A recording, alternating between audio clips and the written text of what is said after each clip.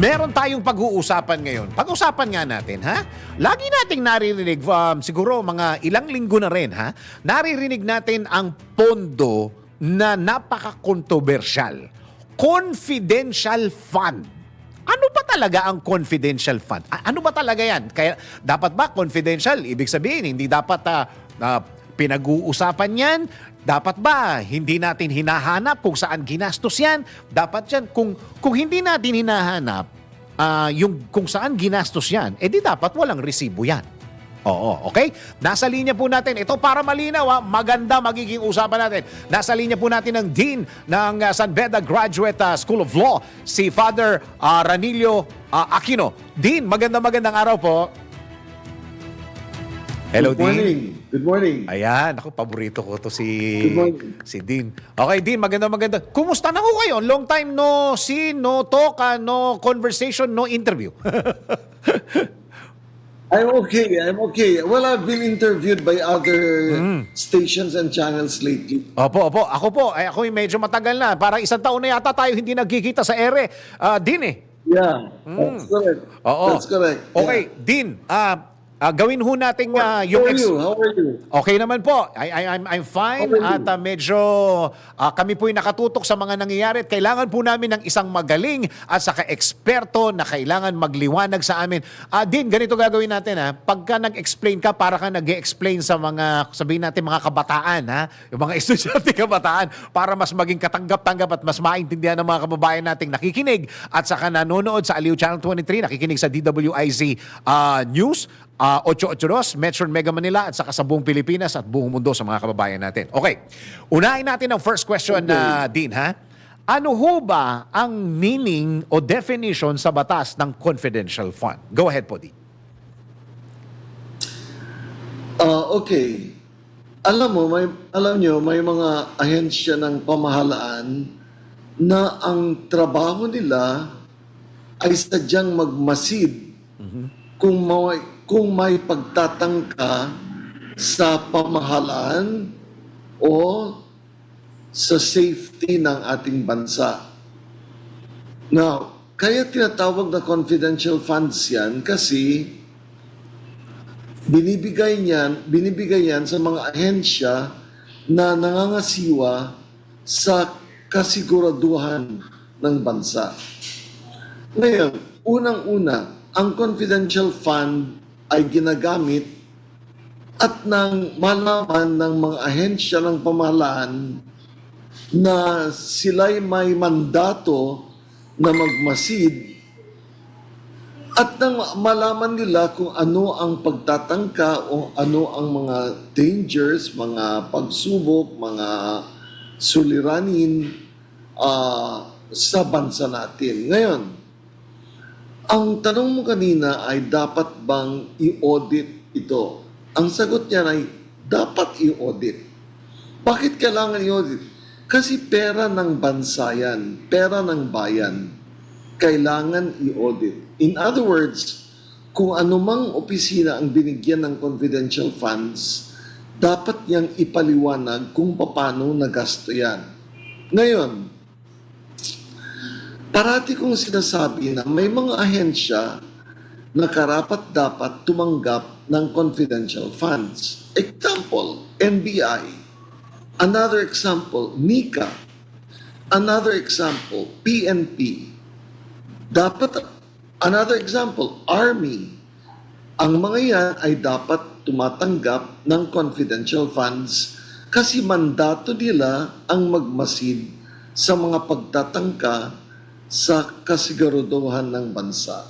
Ngayon, hindi ko alam kung bakit nabigyan ng confidential funds ang DepEd na wala naman sa kanyang mandato ang security, safety, at intelligence work. So, in general, anong mga ahensya ng gobyerno ang tumatanggap ng confidential funds? Yung mga ahensya na may intelligence work. Intelligence work, yung mga nagsusubaybay sa mga banta sa Pilipinas at nagmamasid kung ano man ang kinakatakutan natin, no? Opo. Ayun. Din. Balikan ko lang po ng konti. Parang may kinalaman yan sa national security ng Pilipinas. Hindi ho ba pag tinanong natin kung paano ito ginastos, hindi daw po ba nalalagay sa alanganin o nako-compromise yung kanilang ginawa kasi confidential dapat yung confidential kung saan nila ginastos at hindi ba malalagay sa alanganin yung mga nag-iimbestiga. Not mentioning siguro, wag na natin yung DepEd. Siguro sabihin natin PNP, for example, tinanong ng sino ho ba talaga ang dapat magtanong at saka mag-account, Din? Well, under the Constitution, under Article 9 of the Constitution, Yes. ang talagang nag-audit niyan ay ang Commission ng Audit. Mandato nila yan eh. Pero yung sagot sa tanong mo, Opo. doon sa pag-a-account kung paano nagasto ang confidential fund, you don't mention the names kung sinong binigyan mo, kung sino ang nakatanggap at nagbigay ng report. Kasi talaga, malalagay sa alanganin yung mga nag-supply ng intelligence information. Pero ang sabihin mo, the general category, for example, gumamit ka ng mga tao, then you say, you just put in general terms, intelligence information or whatever. Basta, ang ahensyang nabigyan ng intelligence fund, kaya niyang ipaliwanag kung saan niya nagasto. Hindi kailangan na pangalanganan mo ang binigyan mo ng pera. Hindi kailangan na ilahad kung anong hotel, anong meeting place ang ginamit. Basta masasabi mo, ito ay ginamit namin sa ganitong paraan.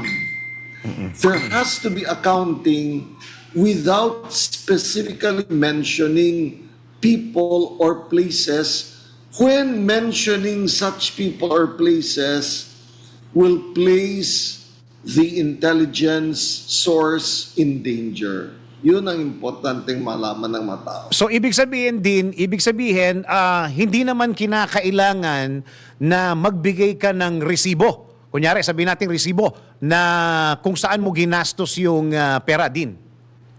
Not necessarily kasi yung source ng information mo naman, kung tao man yan o mga tao yan, hindi naman nag-i-issue ng resibo yan. At talagang malalagay sa alanganin yung mga nag-supply ng information. And pag re-require mo na may resibo na ganyan, ay wala nang magbibigay ng intelligence information.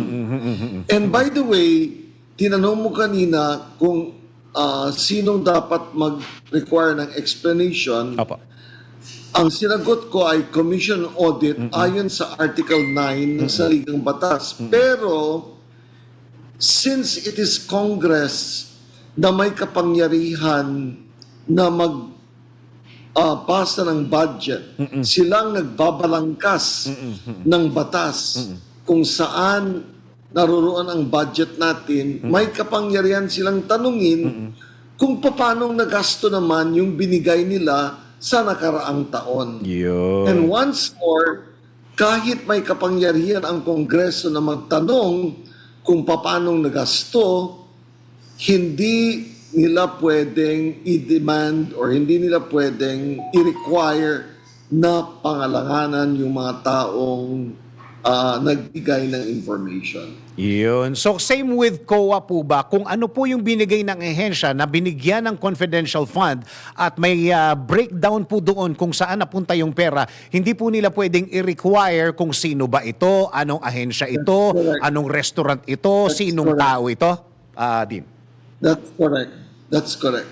Opo. So kung ano man yung i-submit, sige, go ahead. Pero ito naman ang importante, no? In order to prevent yung bang fictitious na paggamit ng pera, basta sabihin mo lang given to sources of information, the COA can ask for more specifics without going into the specific names. Kasi binabantayan din nila ang paggagasta ng pera ng bayan. So, they have the right to ask more questions.